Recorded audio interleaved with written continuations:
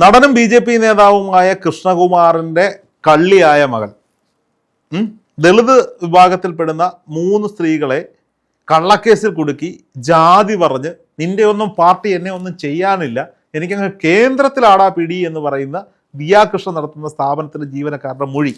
ഇതൊക്കെ നമ്മൾ കണ്ടുകൊണ്ടിരിക്കുകയാണ്. ഇതിനെ സോഷ്യൽ മീഡിയ പലപ്പോഴും വലിച്ചു കീറുന്നത് നമ്മൾ കണ്ടുകൊണ്ടിരുന്നത്. ദിയാ കൃഷ്ണയും കൃഷ്ണകുമാറിൻ്റെ ബാക്കിയുള്ള മക്കളും കൃഷ്ണകുമാറും കള്ളികളായി, കള്ളന്മാരായി, തട്ടിക്കൊണ്ടുപോകൽ കേസിൽ പ്രതികളായി. പക്ഷെ ഇപ്പോഴും തെളിവുകളുടെ അടിസ്ഥാനത്തിലും കള്ളം ചെയ്തത് ആരാണെന്ന് പൊതുസമൂഹത്തിന് മനസ്സിലായിട്ടും അവരൊക്കെ ഇപ്പോഴും ഇവിടെയൊക്കെ തന്നെ ഉണ്ട്, പുറത്തൊക്കെ ഉണ്ട്. പക്ഷേ വേറെ എന്തെങ്കിലുമൊക്കെ ആയിരുന്നുവെങ്കിൽ എന്തുണ്ടാവുമായിരുന്നു? ഇപ്പം അകത്ത് പോയി കിടക്കേണ്ടി വന്നേനെ. എന്താണ് ഈ വിഷയത്തിൽ ചിത്രയ്ക്ക് തോന്നുന്നത്? ഇതിനകത്ത് എനിക്ക് ഏറ്റവും ഒരു അത്ഭുതം തോന്നിയത് എന്താന്ന് വെച്ച് കഴിഞ്ഞാൽ, ആ 3 പെൺകുട്ടികൾ അത്രയും തൊലിക്കട്ടിയോടുകൂടി, കൃഷ്ണകുമാറിന്റെ മക്കളോ? അല്ല, അതായത് ആ സ്ഥാപനത്തിൽ പണിയെടുത്തിട്ടുള്ള 3 പെൺകുട്ടികൾ അത്രയും സ്ട്രോങ് ആയിട്ട് ഭയങ്കര തൊലിക്കട്ടിയോടുകൂടി ഞങ്ങളത് ചെയ്തിട്ടില്ല എന്നുള്ള രീതിയിൽ പറഞ്ഞതാണ് എനിക്ക് ഭയങ്കര അത്ഭുതത്തോടുകൂടി ഞാനത് നോക്കിയത്. കാരണം എന്തെന്ന് വെച്ചാൽ, തെറ്റ് ചെയ്തിട്ടുണ്ടെന്ന് അവർക്ക് തന്നെ അറിയാം, അവർ സമ്മതിച്ചിട്ടുണ്ട്. അതിൻ്റെ ഇടയ്ക്ക് കൂടി ഇങ്ങനെ കുറേ വീഡിയോസ് വരുന്നുണ്ട്, അവർ കുറ്റം സമ്മതിക്കുന്ന വീഡിയോസ് വരുന്നുണ്ട്. എന്നിട്ട് ഇവർ പറയുന്നത്, അവരതിനെ ഡിഫെൻഡ് ചെയ്ത് സംസാരിച്ചിട്ടാണ് സോഷ്യൽ മീഡിയയിലും മാധ്യമങ്ങളുടെ മുമ്പിലൊക്കെ അവർ സംസാരിക്കുന്നതൊക്കെ. പക്ഷേ ഇപ്പോഴും അവർക്കൊരു കുലുക്കോ ഇല്ല. ആർക്ക്? ദിയയ്ക്കോ അല്ലെങ്കിൽ ദിയയുടെ വീട്ടുകാർക്കോ കൃഷ്ണകുമാറിനോ ഒട്ടും ഒരു കുലുക്കോ കാര്യങ്ങളോ ഇല്ല. എനിക്ക് തോന്നുന്നു അവർ തെറ്റ് ചെയ്തിട്ടില്ല എന്നുള്ള പൂർണ്ണ ഉറപ്പുള്ളത് കൊണ്ടായിരിക്കാം അവരങ്ങനെ തന്നെ നിൽക്കുന്നത്. പക്ഷേ ഇതിന്റെ പ്രശ്നം എന്താണെന്നറിയാമോ? ഈ 69 ലക്ഷം രൂപ 3 പേര് ചേർന്ന് തട്ടിയെടുത്തു. അതിന്റെ തെളിവുകളും സാഹചര്യ തെളിവുകൾ വെച്ച് അവർ ചെയ്തതാകാനാണ് സാധ്യത. അപ്പോൾ നമുക്ക് ഉറപ്പിച്ച് പറയാൻ പറ്റില്ല, കാരണം നിയമത്തിന്റെ കയ്യിലിരിക്കുന്ന ഒരു സംഭവമാണ്. പക്ഷേ ഈ 69 ലക്ഷം രൂപ പോയിട്ടും ദിയാ കൃഷ്ണൻ എന്തുകൊണ്ടാണ് ഇത് അറിയാതെ പോയത്? ചിലപ്പോ അവര് അത്ര ചിന്തിച്ചിട്ടുണ്ടാവില്ല. അവർക്ക് തിരക്കുകൾ കാര്യങ്ങളും ഉണ്ട്. അവര് ഇത് ബിസിനസ് മാത്രമല്ലല്ലോ, ഒരു ഇൻഫ്ലുവൻസർ കൂടിയാണ്. അത്ര തിരക്കുള്ള ഒരാളാണ്, ഗർഭിണിയാണ്. അപ്പൊ അതിൻ്റെതായിട്ടുള്ള ബുദ്ധിമുട്ടുകളും ഹെൽത്ത് ഇഷ്യൂസും കാര്യങ്ങളും ഒക്കെ ഉണ്ടാവുമായിരിക്കാം. അതുകൊണ്ടായിരിക്കാം ചിലപ്പോൾ മനസ്സിലാക്കാതെ പോയത്. പിന്നെ കൂടെ നിൽക്കുന്ന ആൾക്കാരെ നമ്മൾ വിശ്വസിക്കുമല്ലോ. ഇപ്പൊ രോഹിത്തേട്ടനെ തന്നെ കൂടെ നിന്ന് പറ്റിച്ചിട്ടുള്ള ആൾക്കാർ എത്ര പേര്? പറ്റിച്ചിട്ടില്ല, ഉറപ്പാണ്. എന്നെ പറ്റിച്ചിട്ടുണ്ട്. അത് നമ്മൾ ബ്ലൈൻഡ് ആയിട്ട് ഓരോ ആൾക്കാരെ വിശ്വസിക്കുന്നത് കൊണ്ടുള്ള കുഴപ്പമാണ്. അങ്ങനെയുള്ള ആൾക്കാർക്കാണ് ഏറ്റവും കൂടുതൽ അങ്ങനത്തെ ഉള്ള ബുദ്ധിമുട്ടുകൾ വരുന്നത്. അതുകൊണ്ടാണെന്നാണ് ഞാൻ വിശ്വസിക്കുന്നത്. ചിത്ര, ഇതിനകത്ത് ഏറ്റവും വലിയ നമ്മൾ ചർച്ച ചെയ്യപ്പെടേണ്ട വിഷയം ഈ പണം മോഷ്ടിച്ചതോ, ജാതി പറഞ്ഞതോ, രാഷ്ട്രീയം പറഞ്ഞതൊക്കെ അല്ല. ഇതൊക്കെ ചർച്ച ചെയ്യേണ്ടുന്ന വിഷയങ്ങളൊക്കെ തന്നെയാണ്. പക്ഷേ ഇതിനകത്ത് വിശ്വാസവഞ്ചന, ചിത്ര പറഞ്ഞ ആ പോയിന്റാണ് കൃത്യമായിട്ട് ഞാൻ സംസാരിക്കാൻ ആഗ്രഹിക്കുന്നത്. നോക്കൂ, എത്ര വിശ്വസിച്ചിട്ടായിരിക്കും ആ 3 സ്ത്രീകൾക്ക് അവിടെ ജോലി കൊടുത്തത്? ഇവരിപ്പോൾ അതിനെടുക്കുന്ന ജാതി കാർഡുണ്ട്, ദിയാകൃഷ്ണ ജാതി. അപ്പോൾ ദിയാകൃഷ്ണൻ കൊടുത്ത മറുപടി മറുപടിയാണ്, എൻ്റെ അച്ഛൻ നായരാണ്, എൻ്റെ അമ്മ ഈഴവയാണ്, എൻ്റെ ഭർത്താവ് ബ്രാഹ്മണാണ്, ഞാനിതിലേതാ എന്ന് ചോദിക്കുന്ന ഒരു ചോദ്യം. ഇതൊരു മാസ് ചോദ്യമാണ് അവർ ചോദിക്കുന്നത്. പക്ഷേ ഇവരിറക്കി ഈ ജാതി കാർഡ് നോക്കൂ. ഒരു പക്ഷേ ഇവരെ അവിടെ ജോലിക്കെടുത്തപ്പോൾ ദിയാ കൃഷ്ണൻ ഇവരെ ജാതി തിരക്കിയിട്ടുണ്ടാവില്ല. അല്ല, അവർക്കൊരു ഞാൻ പറഞ്ഞു വന്ന പോയിന്റ് അതാ. നാട്ടിൽ എത്രയോ തൊഴിലാളികൾ, തൊഴിലില്ലാതെ എത്രയോ സ്ത്രീകൾ നല്ല ഒരു സ്ഥാപനത്തിൽ ജോലി നോക്കി നടക്കുന്നു. മാന്യമായ ശമ്പളം, 15,000 രൂപ എങ്ങോട്ട് ശമ്പളം അവിടെ കൊടുക്കുന്നുണ്ട്. 15,000 രൂപ എന്ന് പറയുന്ന ഒരു കടയിൽ നിൽക്കുന്ന ഒരു സെയിൽസ് സ്റ്റാഫിനെ സംബന്ധിച്ചിടത്തോളം മാന്യമായ ശമ്പളമാണ്. ഈ ശമ്പളം വാങ്ങുന്ന ഈ കുട്ടികളുടെ ജാതി നോക്കി ദിയാ കൃഷ്ണൻ എടുക്കുകയാണെങ്കിൽ നായർ കുടുംബത്തിൽ നിന്നോ അല്ലെങ്കിൽ ഈഴവ കുടുംബത്തിൽ നിന്നോ അല്ലെങ്കിൽ നമ്പൂതിരി കുടുംബത്തിൽ നിന്നോ സ്ത്രീകളെ കിട്ടില്ലേ? കിട്ടും. എന്നിട്ടും അവർ ജാതി നോക്കാതെ എടുത്തിട്ട് പണം അടിച്ചു മാറ്റിയതും പോരാ, ആ കുട്ടികൾ പറയുന്ന പല പോയിന്റുകളിലെയും നമ്മൾ എടുത്തു വെച്ച് പരിശോധിക്കുമ്പോൾ കള്ളമാണ്, പച്ചക്കള്ളമാണ് പറയുന്നത്. കൃത്യമായി ഭർത്താവ് ഗൾഫിലാണ്, 1.5 ലക്ഷം രൂപ 2 ലക്ഷം രൂപ വരെ അയച്ചു കൊടുക്കുമെന്ന് പറയുന്നത്. 2 ലക്ഷം രൂപ, ഞാൻ ചോദിക്കട്ടെ ചിത്രയുടെ പാർട്ണർ പുറത്താണെന്ന് വെച്ചു, മാസം ഒരു 2 ലക്ഷം രൂപ അയച്ചു തരുന്നു. 2 ലക്ഷം രൂപ ചിത്രയ്ക്ക് കയ്യിലേക്ക് വരികയാണ് ചിലവാക്കാൻ വേണ്ടിയിട്ട്. ചിത്ര 15,000 രൂപ പണിക്ക് പോകും? ഒരു പാഷനാണ് ആ ജോലിയെങ്കിൽ ചിലപ്പോൾ പോവായിരിക്കും. ചിത്ര ഒരു ആങ്കറാണ്, അപ്പം എൻ്റെ പാഷനാണ്, എനിക്കത് ശമ്പളം കിട്ടിയില്ല, ഞാൻ ആ പണിക്ക് പോയിരിക്കും. അല്ലാതെ ഒരു സെയിൽസ് സ്റ്റാഫായിട്ടൊന്നും പോവില്ല, അങ്ങനൊന്നും പോകില്ല, ആരും പോകില്ല. അത്രയും വലിയ മഹാമനസ്കതയുള്ള സ്ത്രീകളൊന്നും കേരളത്തിലുണ്ട് എന്ന് ഞാൻ വിശ്വസിക്കുന്നില്ല. അപ്പോൾ സ്വാഭാവികമായിട്ടും അത്രയും വിശ്വസിച്ചു കൂടെ നിർത്തിയിട്ട് ദിയാ കൃഷ്ണയ്ക്ക് സഹോദരങ്ങളുണ്ട്, ഭർത്താവുണ്ട്, അച്ഛനുണ്ട്, അമ്മയുണ്ട്, ഇവരൊക്കെ ഉണ്ട്. ഇവരെ ആരെയും വീട്ടിൽ കണക്കോ കാര്യങ്ങളോ നോക്കുന്നില്ല. കാരണം സ്വന്തം കൂടെ നിൽക്കുന്ന കൂടപ്പിറപ്പുകളായി കാണുന്ന ജീവനക്കാരെ വിശ്വസിച്ചാണ് സ്ഥാപനം ഏൽപ്പിച്ചേക്കുന്നത്. അവര് ഇങ്ങനൊരു പറ്റിക്കുമെന്ന് സ്വപ്നത്തിൽ പോലും വിചാരിച്ചിട്ടുണ്ടാവില്ല. ഇവര് ആദ്യമേ ജോലിക്ക് വന്നപ്പോൾ ഒരു കുട്ടി മാത്രമാണ് ആദ്യമേ വന്നതെന്ന്.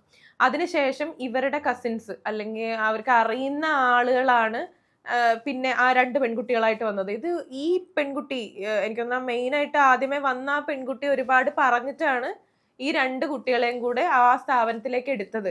അപ്പൊ എനിക്ക് തോന്നുന്നു ഇവര് നേരത്തെ മുതലേ പ്ലാൻ ചെയ്യുന്ന കാര്യങ്ങളായിരിക്കാം ഇങ്ങനെ പറ്റിക്കാൻ വേണ്ടി. പക്ഷെ ഇവര് പറയുന്ന കാര്യങ്ങളുണ്ടല്ലോ, മാധ്യമങ്ങളുടെ മുമ്പില് പറയുന്ന കാര്യങ്ങൾ വളരെ പോയിന്റ് ചെയ്ത് ജാതി, പിന്നെ കൃഷ്ണകുമാറിനോട് എതിർപ്പുള്ള കാര്യങ്ങൾ എന്ന് പറഞ്ഞു കഴിഞ്ഞാൽ അദ്ദേഹം BJP ആണ്, അപ്പം ഞങ്ങൾക്ക് കേന്ദ്രത്തിലാണ് പിടി എന്നുള്ള രീതിയിൽ പറഞ്ഞു കഴിഞ്ഞാൽ ആൾക്കാർക്ക് കൊള്ളും എന്നുള്ളത് അവർക്ക് വളരെ വ്യക്തമാണ്.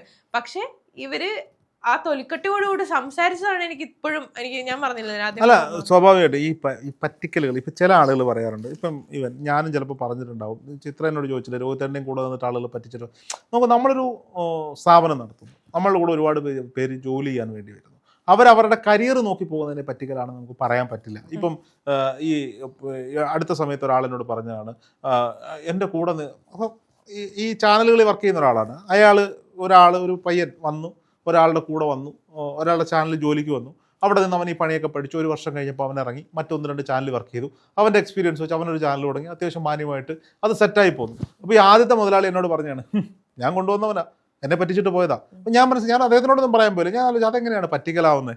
വളരെ മാന്യമായിട്ടാണ് ഇവർ തമ്മിൽ പിരിഞ്ഞത്, കൈയെടുത്ത് പിരിഞ്ഞു. മറ്റ് ചാനലിലൊക്കെ ജോലി ചെയ്ത എക്സ്പീരിയൻസ് ഉണ്ട്. അവൻ ചിലപ്പോൾ കള്ളക്കടമൊക്കെ മേടിച്ചിട്ടായിരിക്കും ഒരു സ്ഥാപനം തുടങ്ങിയത്, കടമൊക്കെ എടുത്തിട്ടായിരിക്കും ഒരു സ്ഥാപനം തുടങ്ങുന്നത്. അതൊരു പറ്റിക്കലല്ല. പക്ഷേ കൂടെ ഉണ്ട് എന്ന് തോന്നലുണ്ടാക്കിയിട്ട് ഒരു പ്രശ്നം വരുമ്പോൾ കളഞ്ഞിട്ട് പോകൽ ഒരു പറ്റിക്കലാണ്. ഇപ്പോൾ നോക്കൂ, ചിത്ര ഇപ്പോൾ വരികയാണ്. അപ്പോൾ ചിത്ര വന്നിട്ട് എന്നോട് പറയുകയാണ്, ഇതുപോലെ രോഹിതേട്ടാ നമുക്ക് പുതിയൊരു ചാനൽ തുടങ്ങാം. അപ്പോൾ ഞാൻ ചിത്രയെ വിശ്വസിച്ചിട്ടായിരിക്കും ഒരു പക്ഷേ പുതിയൊരു ചാനൽ തുടങ്ങുന്നു, പുതിയൊരു ഓഫീസ് എടുക്കുന്നു, ബാക്കി കാര്യങ്ങൾ ചെയ്യുന്നു. ഇപ്പോൾ കൃത്യമായി ചിത്രയ്ക്ക് ശമ്പളം തന്നുകൊണ്ടിരിക്കുന്നു. ഒരു ചെറിയ എന്തെങ്കിലും ഒരു പ്രശ്നത്തിൽ ചിത്രയോട് പറയും, ചിത്ര ഇന്ന് കണ്ടന്റ് കയറാഞ്ഞേ എന്ന് ഞാൻ ചോദിക്കുന്നതിൻ്റെ പേരിൽ ചിത്ര അപ്പം തന്നെ വേറെ ബാക്കപ്പ് ഉണ്ടാക്കി വെച്ച് പിറ്റേ ദിവസം തന്നെ ഇറങ്ങി അടുത്ത സ്ഥാപനത്തിൽ പോകും. അപ്പോൾ നമ്മൾ മുടക്കിയ നഷ്ടങ്ങൾ ഒരുപാട് രൂപയുടെ നഷ്ടമാണ്. അതൊരു തരത്തിൽ ചതിയാണ്. അല്ലെങ്കിൽ പറയാം, ഒരു മാസം മുന്നേ ഇതുപോലെ ചേട്ടാ ഞാൻ അല്ലെങ്കിൽ ഇന്നയാളെ ഞാനൊരു ചാനൽ തുടങ്ങാനുള്ള പ്ലാനുണ്ട്, ഞാനൊരു 1 മാസത്തിനുള്ളിൽ പോകും, അതുകൊണ്ട് നിങ്ങൾ വേറെ ബാക്കപ്പ് നോക്കണേ എന്ന് പറയാം. അത് മാന്യതയാണ്. മറ്റേതൊരു ചതിയാണ്. 2 എന്ന് പറയുന്നത് ഞാൻ വിശ്വസിച്ച ഒരാളെ മുഴുവൻ കാര്യങ്ങളും ഏൽപ്പിക്കുന്നു. ഇപ്പം ദിയാകൃഷ്ണയ്ക്ക് സംഭവിച്ചതുപോലെ ഞാൻ മുഴുവൻ കാര്യങ്ങളും ഏൽപ്പിക്കുകയാണ്.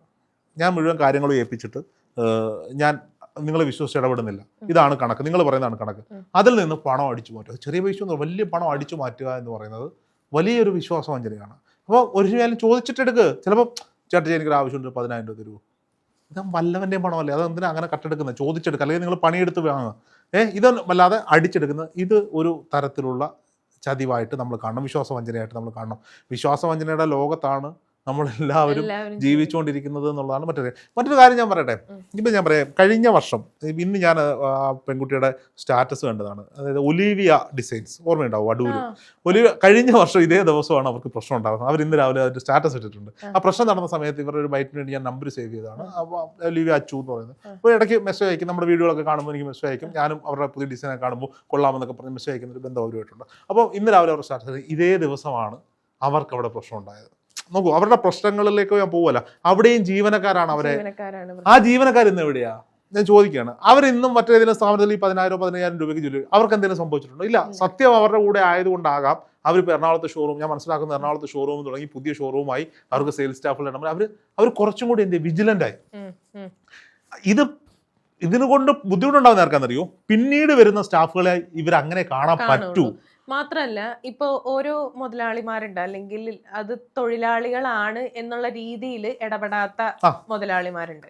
അതായത് നമ്മള് കുറച്ച് ഇരിക്കാനായിട്ട് കുറച്ച് സ്ഥലം കൊടുക്കുമ്പോൾ അവിടെ തൂമ്പ കയറ്റുന്ന സ്വഭാവമുള്ള ആളുകൾക്കാണ് അങ്ങനെ വരുന്ന ആൾക്കാരുണ്ടാവും. ചിത്ര, അത് മനസ്സിലാക്കേണ്ട ഒരു കാര്യം എന്താ പറയുമ്പോൾ, ചിത്ര ഞാനിപ്പോൾ ഒരു സ്ഥാപനം നടത്തുകയാണ്. ചിത്രയും ഞാനും തമ്മിൽ വർഷങ്ങൾ കൊണ്ടറിയാം. ചിത്രയ്ക്ക് ഞാൻ തരുന്നൊരു ഫ്രീഡം ഉണ്ട്. ചിത്രയ്ക്ക് രോഹിതേട്ടൻ ഇതുപോലെ പറയാം, ഫോണിൽ വിളിക്കുക, നമുക്ക് അങ്ങോട്ട് പോകുമ്പോൾ ചിത്ര രോഹിതേട്ടൻ എന്നെ അങ്ങോട്ട് ഇറക്കി ഒന്ന് ഡ്രോപ്പ് ചെയ്യോ എന്ന് ചോദിക്കാൻ പറ്റുന്ന ഒരു സാധനം ചിത്രയ്ക്ക്. പുതിയൊരാൾ വരുമ്പോഴും ഇത് കണ്ടിട്ട് ചിത്രയ്ക്കാവാമെങ്കിൽ എന്തുകൊണ്ടാണ് എനിക്ക് ആയിക്കൂടെ? ഞാൻ പറയുന്നത് മനസ്സിലായി. നമ്മളത് ചെയ്യുമായിരിക്കും, അല്ലെങ്കിൽ നമ്മളുടെ കൂട്ടത്തിൽ വരുന്നവരുടെ തോളത്ത് കയറ്റി നടക്കുന്ന, അവരോട് ആഹാരം കഴിക്കുന്നതൊക്കെ നമ്മുടെ നേച്ചറാണ്. പക്ഷെ അവരുടെ മനസ്സിൽ അത് ഉണ്ടാവണം, ഇദ്ദേഹം ഇത് ചെയ്യുന്നത് എന്തിനു വേണ്ടിയിട്ടാണ്? അദ്ദേഹത്തിൻ്റെ സ്ഥാപനമാണ്, അവിടെ ഞാൻ ജോലി ചെയ്യാൻ വേണ്ടിയിട്ടാണ്. അല്ലാതെ ഇപ്പോൾ വരുന്നവരുടെ എല്ലാവരും തോളത്ത് കയറ്റി അടക്കുകയും ഒരുമിച്ചിരുന്ന് ആഹാരം കഴിക്കുകയും അവരെ വിളിച്ചുകൊണ്ട് എങ്ങോട്ടെങ്കിലും പോവുകയും ചായ മേടിച്ചു കൊടുക്കുകയും ചെയ്യുന്ന കാര്യം ഒരു ബിസിനസ് ഓണർക്കും ഇല്ലോണ്ടോ? നമുക്ക് പുറത്ത് വേറെ സുഹൃത്തുക്കളില്ലേ, ബന്ധുക്കളില്ലേ, എല്ലാം ഇല്ലേ? അപ്പോൾ തിരിച്ച് ആ ആത്മാർത്ഥത കാണിക്കേണ്ടത് എവിടെയാണ്? സാറെന്ന് വിളിക്കാനോ അല്ലെങ്കിൽ വരുമ്പോൾ എഴുന്നേറ്റിരിക്കണമെന്നൊന്നും അല്ല പറയുന്നത്. ആ ആത്മാർത്ഥത കാണിക്കേണ്ട ഇടം എന്ന് പറയുന്നത് ജോലി നിർത്തണം. ആ സ്ഥാപനത്തെ സ്വന്തം സ്ഥാപനമായി കാണുന്നിടത്താണ്. അങ്ങനെ കാണാൻ വേണ്ടി ആയിരിക്കാം അവരതിന് അതുപോലെ ഉറപ്പായിട്ടും അതിലൊരു ബിസിനസ് ഉണ്ട് ചിത്ര, അതിലൊരു ചിത്രയുണ്ട്, അതിലൊരു ബിസിനസ് ഉണ്ട്. ഓക്കെ, അത് ഒന്നാമത്തെ കാര്യം. മാത്രമല്ല അവരുമായിട്ടൊരു നല്ലൊരു സുഹൃത്ത് ബന്ധം സ്ഥാപിച്ചു കഴിഞ്ഞു കഴിഞ്ഞാൽ നമുക്ക് കുറച്ചുകൂടി അവരുമായിട്ട് ഇടപെടാൻ കുറച്ചുകൂടി എളുപ്പമാണല്ലോ. നമുക്ക് ചിലപ്പോ ആജ്ഞാപിക്കേണ്ട മിക്കവരും നീ ഒരു കണ്ടന്റ് പോയി എടുക്കുക എന്ന് പറയുന്നതിനേക്കാൾ ഒരു കണ്ടന്റ് പോയി എടുത്ത് ഇത് നമുക്ക് ഞാനൊരു ഉദാഹരണം പറയാം. കഴിഞ്ഞ ദിവസം ഞാനും നമ്മുടെ ഫഹദ് എന്ന് പറയുന്ന നമ്മുടെ പയ്യനും കൂടി നമ്മൾ രണ്ടും കൂടി ഒരു ചാനലിൽ ഒരു ആവശ്യമായിട്ട് ഒരാളെ കാണാൻ വേണ്ടി പോയി. ഇപ്പോൾ ഫഹദ് റിസപ്ഷനിലിരിക്കും, ഞാൻ അദ്ദേഹത്തിൻ്റെ ക്യാബിലിരിക്കുമ്പോൾ ഞാൻ ഫഹദിനെ വിളിച്ചിട്ട് പറഞ്ഞു, ഫഹദെ നീ ഈ ഓഫീസിൽ ഒരു വീഡിയോ എടുത്ത് വെക്കുന്നത് നമ്മുടെ ഓഫീസിൽ കൊണ്ടുപോയി കാണിക്കണമെന്ന്. അവിടുത്തെ ഒരു രീതി എന്ന് പറയുന്നത് വന്ന് സീറ്റിൽ ഇരുന്ന് കഴിഞ്ഞാൽ അപ്പുറത്തോട്ട് പോകണമെങ്കിൽ എഴുന്നേറ്റ് പോകാൻ പറ്റത്തില്ല, ഇങ്ങനെ ഫോണിൽ വിളിച്ചിട്ട് അല്ലെങ്കിൽ വാട്സാപ്പിൽ മെസ്സേജ് സംസാരിക്കും. ആ രീതിയിൽ സ്ട്രക്ചറൈസ്ഡ് ഒരു അത് കുറ്റമെന്ന് പറയുന്നത് നല്ല രീതിയിൽ നല്ലതാണത്. അങ്ങനെ പോകുന്നൊരു ഓഫീസാണ്. പക്ഷെ അവരുടെ കണ്ടന്റ് പ്രൊഡക്ഷൻ ഞാൻ നോക്കുമ്പോൾ നമ്മുടെ ഓഫീസിലെ കണ്ടന്റ് പ്രൊഡക്ഷനേക്കാൾ കുറവാണ്, പ്രൊഡക്ടിവിറ്റി അവിടെ കുറവാണ്. ഞാൻ അദ്ദേഹത്തിനോട് പറയുകയും ചെയ്തു, നമ്മുടെ ഓഫീസിൽ അങ്ങനെയാണോ? ഇവിടെ ആർക്ക് വേണമെങ്കിലും എഴുന്നേറ്റ് നടക്കാം, സംസാരിക്കാം, ഒച്ചത്തിൽ സംസാരിക്കാം, പാട്ട് പാടാം, എന്ത് വേണമെങ്കിലും ചെയ്യാം. ഇത് എന്തിനാണ് അത്രയും സ്വാതന്ത്ര്യം കൊടുക്കുന്നത്? രണ്ട് കാര്യങ്ങളായിരിക്കും. ഒന്ന്, നമ്മൾ വന്ന വഴി. ഒരാളുടെ കൂടെ ഒരു സ്ഥാപനത്തിൽ വർക്ക് ചെയ്യുമ്പോൾ നമുക്ക് ഈ സ്വാതന്ത്ര്യം കിട്ടിയിരുന്നെങ്കിൽ കുറച്ചും കൂടി പ്രൊഡക്റ്റീവ് ആവാമായിരുന്നു എന്ന് നമ്മളുടെ പഴയ എക്സ്പീരിയൻസിൽ നമുക്കുണ്ടായ സാധനമാണ്. അപ്പോൾ ഇപ്പം ഞാൻ ചോദിക്കാം, നമ്മുടെ ഓഫീസിൽ എല്ലാവർക്കും ശമ്പളം കൊടുക്കുന്നു. അപ്പം മാസാവസാനമോ മാസത്തിൻ്റെ ആദ്യം നമ്മൾ ശമ്പളം കൊടുത്തു. ഇതൊരു മാസത്തിൻ്റെ അവസാനം ആകുമ്പോഴത്തേക്ക് ഒരു പകുതിയോടുകൂടി തീരും. എല്ലാവർക്കും വീട്ടിൽ പ്രാരാബ്ദമുണ്ട്, ഇവിടെ എറണാകുളത്ത് നിൽക്കുന്നതിൻ്റെതായ കാര്യങ്ങളുണ്ട്. പിന്നെ പല ദിവസങ്ങളിലും ഞാൻ നോക്കുമ്പോൾ പല ദിവസങ്ങളിലും പലരും പട്ടിണി ഇരുന്നിട്ട് പണിയെടുക്കുന്നത്. നോക്കൂ, ഉച്ചയ്ക്ക് ആഹാരമില്ല, പലർക്കും ഇല്ല. കാരണം ചോദിക്കുമ്പോൾ കൈ കാശില്ലാത്തതുകൊണ്ട് ഞാൻ എന്തായാലും പുറത്ത് പോയി കഴിക്കും. ഞാൻ പോകുമ്പോൾ എൻ്റെ കൂടെ ആരെങ്കിലും ഒന്നോ രണ്ടോ പേരുണ്ട്, എല്ലാവരും വിളിച്ചുകൊണ്ട് പുറത്തുകൊണ്ട് കഴിക്കാനുള്ള ബഡ്ജറ്റ് നമുക്ക് ഉണ്ടാവില്ല. നമ്മളന്നേരം എന്ത് ചെയ്തു? ഉച്ചയ്ക്ക് ഒരു ഫുഡ് സംവിധാനം ഏർപ്പെടുത്തുന്നു. ഞാൻ ഈ ചർച്ചയിലൂടെ നമ്മുടെ സ്ഥാപനത്തിൻ്റെ മഹിമ പറയുമല്ല ഞാൻ. അപ്പോൾ അത് എന്തുകൊണ്ടാണെന്ന് വെച്ച് കഴിഞ്ഞാൽ നമ്മളെ കുട്ടികൾ വിശന്നിരുന്ന് പണിയെടുക്കണ്ട എന്നുള്ള സാധനമുണ്ട്. ഇത് തിരിച്ചിവർ കാണിക്കേണ്ടത് എവിടെയാണ്? ജോലിയിലാണ് കാണിക്കേണ്ടത്. ഇത് മനസ്സിലാക്കി നിൽക്കുന്ന ആളുകൾ ജീവിതത്തിൽ വിജയിക്കും എന്നുള്ളതാണ്. ദിയാകൃഷ്ണയുടെ കേസിൽ അവരെ വിശ്വസിച്ച ആ സ്ഥാപനം ഏൽപ്പിച്ചപ്പോൾ ഒരു രൂപ അതിൽ നിന്ന് പോകാതെ മറ്റൊരാൾ എടുത്തുകൊണ്ട് പോകാതെ നോക്കേണ്ടെന്ന് അവർ തന്നെയാണ് അതിൽ നിന്ന് 69 ലക്ഷം രൂപ മോഷ്ടിച്ചിരിക്കുന്നത്. ഈ ഒലിവിയ ഡിസ്പെൻസറിൻ്റെ കേസിൽ ഞാനത് പറഞ്ഞു, ഞാൻ മനസ്സിലാക്കിയെടുത്തോളം അവിടെ വർക്ക് ചെയ്ത സ്റ്റാഫുകളുടെ അവരുടെ റീലുകളൊക്കെ ഭയങ്കര രസമായിരുന്നു. പാട്ടൊക്കെ പാടി ഡാൻസൊക്കെ ചെയ്ത് എല്ലാവരും ഇന്നും വലിയ ഇൻസെൻറ്റീവ് മേടിക്കുന്നു. അവിടെ ഇരിക്കുമ്പോഴാണ് പ്രതീക്ഷിക്കാത്തൊരടി. അത് താങ്ങാൻ പറ്റില്ല, ഇപ്പോൾ മാനേജ്മെൻറ്റിന് താങ്ങാൻ പറ്റില്ല. പിന്നെ ഇപ്പോൾ കണ്ടുകൊണ്ടിരിക്കുന്ന ഒരു സംഭവമാണ്, എന്തെങ്കിലും വിഷയത്തിൽ ജോലിയിടത്തിലൊരു പ്രശ്നം ഉണ്ടായാൽ അപ്പോഴേ സാറിനെ കയറി പിടിച്ചു. പെൺകുട്ടികളാണെങ്കിൽ പിന്നെ ഇതിപ്പോ എനിക്ക് തോന്നുന്നു ഒലിവിയ ആ ഒരു കേസിൽ പറഞ്ഞിരുന്നത് സെക്സ് റാക്കറ്റുമായിട്ട് ബന്ധമുണ്ടെന്നാണ്. അവരുടെ ഭർത്താവിനെ കൊണ്ടുവന്നതിൽ കണക്ട് ചെയ്തു എന്നുള്ളതാണ്. പുള്ളി മറ്റേ സോഷ്യൽ മീഡിയയിലൊക്കെ കുറച്ച് റീലൊക്കെ ചെയ്യുന്ന ആളുകളായതുകൊണ്ട് അദ്ദേഹത്തെ ആക്ഷേപിക്കാൻ ഒരു കൂട്ടം ആളുകൾ എളുപ്പമായിരുന്നു എന്നുള്ളതാണ്. ഇപ്പം ചിത്ര, ഞാൻ പറയുന്നില്ല ചിത്ര, ഇപ്പം ചിത്രയെയോ എന്നെയോ നാറ്റിക്കാൻ വളരെ എളുപ്പമാണ്. കാരണം നമ്മൾ വലിയ ചിത്രകാര്യമല്ല, ഞാൻ എൻ്റെ കാര്യം പറയാം, വലിയ ഓഡിയൻസ് ഉള്ള ആളെന്നല്ല ഞാൻ പറയുന്നത്. എന്നാലും നമുക്ക് വൺ സെറ്റ് ഓഫ് ഓഡിയൻസ് ഉണ്ട്. അല്ല, ഞാൻ ചിത്രകാര്യം ഞാൻ പറയുന്നത് ശരിയല്ലല്ലോ, ചിത്ര വലിയ സെലിബ്രിറ്റിയാണ്. ചിത്ര എന്ന് പറയണം, ഞാൻ അങ്ങനെയാണെന്ന്. ഓക്കെ, അപ്പോൾ നമുക്കൊരു സെറ്റ് ഓഫ് ഓഡിയൻസ് ഉണ്ട്. ഇപ്പം നമ്മളുടെ വീഡിയോ പ്രതീക്ഷിച്ചിരിക്കുന്ന ആൾ, അത് എന്നെ സംബന്ധിച്ചിടത്തോളം എൻ്റെ വീഡിയോ കാണാൻ ആഗ്രഹിക്കുന്നതൊക്കെ എവിടെയാണ് കുറച്ച് സ്പിരിച്വലായി ചിന്തിക്കുന്ന ആളുകളാണ്. രോഹിത് എന്താ വീഡിയോ ചെയ്യാതെ അതൊക്കെ ചോദിക്കുകയും വിളിക്കുകയും തിരക്കുകയൊക്കെ ചെയ്യുന്ന ഒരു കൂട്ടം ആളുണ്ട്. പിന്നെ കുറച്ച് പൊളിറ്റിക്കൽ സൈഡിലും കുറച്ച് പേര്. ഇപ്പം ഇവരെ സംബന്ധിച്ചിടത്തോളം ഇത് ഇഷ്ടപ്പെടാത്തൊരു വലിയ സമൂഹം ഇപ്പുറത്തേക്കുണ്ട്. അപ്പോൾ എടാ ഇപ്പൊ എനിക്കെതിരെ ഒരു ആരോപണം വന്നു കഴിഞ്ഞാൽ ഇതിനെ എടുത്ത് ഹൈലൈറ്റ് ചെയ്ത് മുകളിലെത്താൻ നമ്മൾ സുഹൃത്തുക്കളെന്ന് വിചാരിക്കുകയും നമ്മൾ ഗുരുക്കന്മാരെന്ന് വിചാരിക്കുകയും ചെയ്യുന്ന നമ്മുടെ ചുറ്റുപാടുള്ള ആളുകൾ വരെ ഉണ്ടാവും എന്നുള്ളതാണ്. അപ്പം നേരിട്ട് വരുമ്പോൾ മാത്രമേ ഈ അനുഭവം ആളുകൾക്ക് പഠിക്കുള്ളൂ. ഇനി ദിയാകൃഷ്ണയുടെ കേസിൽ ദിയാകൃഷ്ണയ്ക്ക് ഒപ്പമാണെന്ന് ചിന്തിച്ചുകൊണ്ട് ഞാൻ കഴിഞ്ഞ ദിവസം ഒരുത്തൻ്റെ ഒരു റീൽ കണ്ടതാണ്. കൃഷ്ണകുമാറിനെയും കുടുംബത്തെയും സഹായിക്കാൻ നരേന്ദ്രമോദി നേരിട്ടെത്തും. ഇതൊക്കെ ഞാൻ പറയട്ടെ, സോഷ്യൽ മീഡിയ ഒരു വലിയൊരു പങ്ക് വഹിക്കുന്നുണ്ട്. ഒരു പക്ഷെ നമ്മളും തമ്പിടുന്നത് ആളുകൾ കാണാൻ വേണ്ടിയിട്ടുള്ള തമ്പായിരിക്കാം. ഇത് ചർച്ച ചെയ്യേണ്ടി വരുന്നത് പോലും നമ്മുടെ റീച്ചിന് വേണ്ടിയിട്ടാണ്, അല്ലാതെ പറയാൻ പറ്റുമോ? ഇതിലൂടെ നമ്മൾ കള്ളക്കടത്ത് നടത്തിയത് നമ്മുടെ സ്ഥാപനത്തിന്റെ, ഈ ചർച്ചയിലൂടെ നമ്മുടെ സ്ഥാപനത്തിന്റെ മഹത്വം ആളുകളിലേക്ക് എത്തിച്ചതാണ്. അത് പറയുന്നതിനൊരു തെറ്റുമില്ല. പക്ഷെ ചിത്ര ആദ്യം ഞാൻ പറഞ്ഞെങ്കിലും കൂടെ നിന്നവർ ചതിക്കപ്പെട്ടു അല്ലെങ്കിൽ ചതിച്ചു എന്ന് വിശ്വസിക്കുന്ന ഒരുപാട് ആളുകളുടെ കൂട്ടത്തിൽ ഒരാളാണ് ഞാൻ. പലരും ചിലരുടെ ആക്ടിവിറ്റീസ്, പക്ഷെ പിന്നീട് ഇവർക്ക് മനസ്സിലാവും ഇതല്ല അയാളായിരുന്നു ശരി, ചിലർക്ക് അല്ല, ചിലർ എനിക്ക് മനസ്സിലാവും ശരിയാണ് അവരാണ്, ചിലര് മനസ്സിലാക്കില്ല. അതായത് അവരുടെ നേച്ചറേ അതാ. അതായത് നമ്മൾ പണിയെടുത്ത് പൈസ ഉണ്ടാക്കി നമ്മൾ കഴിക്കുന്നതിന്റെ സുഖം അവർക്ക് അറിയില്ല. കുറച്ച് പൈസ ഉണ്ടാക്കണം, എങ്ങനെയെങ്കിലും കഴിക്കണം, അല്ലെങ്കിൽ ജീവിക്കണം, കുറച്ച് പൈസക്കാരനാണെന്ന് ബാക്കിയുള്ളവരെ തോന്നിപ്പിക്കുക എന്നുള്ള മൈൻഡിൽ വെച്ച് നടക്കുന്ന ആൾക്കാർക്ക് ഇതൊന്നും പറഞ്ഞാൽ മനസ്സിലാവില്ല. ചിത്രം ഇപ്പം നോക്കണം, നമ്മൾ ബാക്ക് മീഡിയ തുടങ്ങി, ഞങ്ങൾ ആദ്യം 3 പേരുമായി തുടങ്ങി, പിന്നീട് കുറേ പേരായി, കുറേ പേര് ഇവിടുന്ന് പോയി, പിന്നീട് വന്നു, പിന്നീട് പോയി, അങ്ങനെ പോയും വന്നും നിൽക്കുക. നമുക്കിപ്പോൾ 5-6 ചാനലുകൾ നമ്മൾ റൺ ചെയ്യുന്നു, നമ്മളൊരു 10-20 പേര് ഇതുമായിട്ട് ബന്ധപ്പെട്ട് നിൽക്കുന്നു. ഇപ്പോൾ എല്ലാ ചാനലിലും റീച്ച് ഉണ്ട്, പ്രൊമോഷൻ ചെയ്യുന്നു, എല്ലാം ചെയ്യുന്നു. ഞാൻ ചോദിക്കുന്നതല്ല, ഇപ്പം നമ്മൾ ഇത് ഡിബേറ്റിലായിരിക്കും, ആ ബാക്ക് മീഡിയ വന്നിട്ട് ചാനലിന് റീച്ച് ഉണ്ട്. ഞാൻ താമസിക്കുന്നത് എറണാകുളത്താണ്. എനിക്ക് അവിടെ സ്വന്തമായി സ്ഥലമുണ്ട്, അവിടെ വേണമെങ്കിൽ ഒരു സ്റ്റുഡിയോ സെറ്റ് ചെയ്യാനുള്ള സ്ഥലമുണ്ട്. എൻ്റെ കൂടെ ഇത് തുടങ്ങിയപ്പോൾ മുതലുള്ള രോഹിത്ത് എൻ്റെ വീടിൻ്റെ തൊട്ടപ്പുറത്താണ് അവൻ്റെ വീട്. ഞങ്ങൾ രണ്ടുപേരോട് അങ്ങ് തീരുമാനിക്കുക, നാളെ തൊട്ട് സ്റ്റാഫ് ഒന്നും വേണ്ട, ഞങ്ങൾ രണ്ടുപേരും മതി. എൻ്റെ വീട്ടിലൊരു കൊച്ചു സ്റ്റുഡിയോ സെറ്റ് ചെയ്ത് ക്യാമറയുണ്ട്, കാര്യങ്ങളുണ്ട്, ഗസ്റ്റുകളെ വീട്ടിലോട്ട് വിളിക്കുന്നു, വീഡിയോ എടുക്കുന്നു. ഡെയിലി 5-10 വീഡിയോ ഇടാനുള്ള കപ്പാസിറ്റി എനിക്ക് അവനുണ്ട്. ഇത് മതി. ആ റവന്യൂ കിട്ടിക്കൊണ്ടിരിക്കുന്ന റവന്യൂ തന്നെ കിട്ടും. അത് സ്പ്ലിറ്റ് ചെയ്ത് വാടക കൊടുക്കണ്ട, കറണ്ട് ബില്ല് അടയ്ക്കണ്ട, ശമ്പളം കൊടുക്കണ്ട, ഒന്നും വേണ്ട, ട്രാവലിംഗ് ചെയ്യണ്ട. അതിനൊരു സുഖമുണ്ടോ? ആ സുഖം ഇഷ്ടപ്പെടുന്ന ആളുകൾ ഉണ്ടാവാം. പക്ഷെ ഇതങ്ങനെയല്ല. ഇത് ഞാനോ അല്ലെങ്കിൽ രോഹിതോ അല്ലെങ്കിൽ മറ്റൊരാളോ മാത്രം ഉണ്ടാക്കിയെടുത്തൊരു സംവിധാനം. ഒരുപാട് പേരുടെ കഷ്ടപ്പാടും ഒരുപാട് പേരുടെ വിയർപ്പിൻ്റെ വിലയും ഒരുപാട് പേര് ജോലി ചെയ്തില്ല. പക്ഷേ ഇപ്പം എന്താ, രാവിലെ 8 മണിക്ക് എഴുന്നേറ്റാ വൈഫ് രാവിലെ സ്കൂളിൽ പോകാൻ റെഡി ആവുന്നതിന് മുമ്പ് നമ്മൾ കുളിക്കണം. ഇന്ന് രാവിലെ വീട്ടിൽ വഴക്കായിരുന്നു. നിങ്ങൾ ഓഫീസിൽ താമസിച്ചെന്ന് ആരെങ്കിലും ചോദിക്കും, ഞാൻ സ്കൂളിൽ താമസിച്ചെന്ന് ആരെങ്കിലും ചോദിക്കും. ഞാൻ തന്നെ എന്നോട് ചോദിക്കും, നീ എന്താ താമസിച്ചേ എന്നുള്ളത് അല്ലേ. ചിത്രം ഇന്ന് രാവിലെ ചേട്ടൻ എപ്പോഴാണ് വരുന്നതെന്ന് ചോദിച്ചപ്പോഴും ഞാൻ പറഞ്ഞത് എന്താ, ഞാൻ 8:30 ഇറങ്ങും എന്ന് തന്നെയാണ് പറഞ്ഞത്.